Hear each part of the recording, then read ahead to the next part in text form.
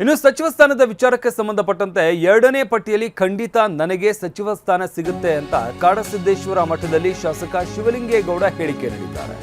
ಯಾವ ಖಾತೆ ಕೊಟ್ಟರೂ ಸರಿ, ಸದ್ಯ ಮಿನಿಸ್ಟರ್ ಆಗಬೇಕು, ನಾನು ಮಂತ್ರಿಮಂಡಲಕ್ಕೆ ಸೇರ್ತೇನೆ ಎಂಬ ವಿಶ್ವಾಸ ಇದೆ. ಯಾವ ಖಾತೆ ಕೊಟ್ಟರೂ ಕೂಡ ಪರವಾಗಿಲ್ಲ, ನಾನು ಸಚಿವ ಸಂಪುಟವನ್ನು ಸೇರ್ಪಡೆಯಾಗಬೇಕು. ನೊಣವಿನಕೆರೆ ಗ್ರಾಮದ ಬಳಿ ಇರುವಂತಹ ಕಾಡಸಿದ್ದೇಶ್ವರ ಮಠದಲ್ಲಿ, ತುಮಕೂರು ಜಿಲ್ಲೆ ತಿಪಟೂರು ತಾಲೂಕಿನ ನೊಣವಿನಕೆರೆ ಬಳಿ ಇರುವಂತಹ ಮಠ, ಆ ಮಠದಲ್ಲಿ ಹೇಳಿಕೆಯನ್ನು ಕೊಟ್ಟಿದ್ದಾರೆ. ಎರಡನೇ ಲಿಸ್ಟ್ ಅಲ್ಲಿ ಏನಾದರೂ ನಿಮ್ಮ ಹೆಸರಿದೆಯಾ ಅಂತ?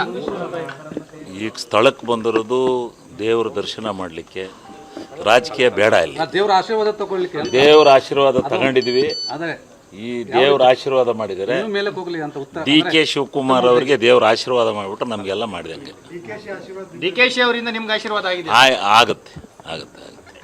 ಯಾವಾಗ ಆಗುವಂತ? ಎರಡನೇ ಲಿಸ್ಟ್ ಅಲ್ಲಿ ಆಗುತ್ತೆ? ಎರಡನೇ ಲಿಸ್ಟ್. ಯಾವ ಖಾತೆ? ಖಾತೆ ಗೀತೆ ಕೇಳ್ಬಿಡ್ರಪ್ಪ, ಖಾತೆ ಯಾವ್ದಾರು ಸಚಿವರಾಗಿ ಆಗ್ತೀರಾ?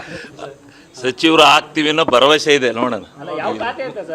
ಖಾತೆ ಗೀತೆ ಜಿಲ್ಲೆಗಿರಂತ ಏಕೈಕ ಶಾಸಕರು ಸರ್ ನೀವು ಗೆದ್ದಿರೋದ್ರಲ್ಲಿ. ನಾನು ಖಾತೆನ ಬಲವಂತ ಮಾಡಲ್ಲ. ಯಾರು ಯಾವ ಖಾತೆ ಕೊಡ್ತಾರೆ ಖ್ಯಾತೆ ತೆಗಿಯಲ್ಲ.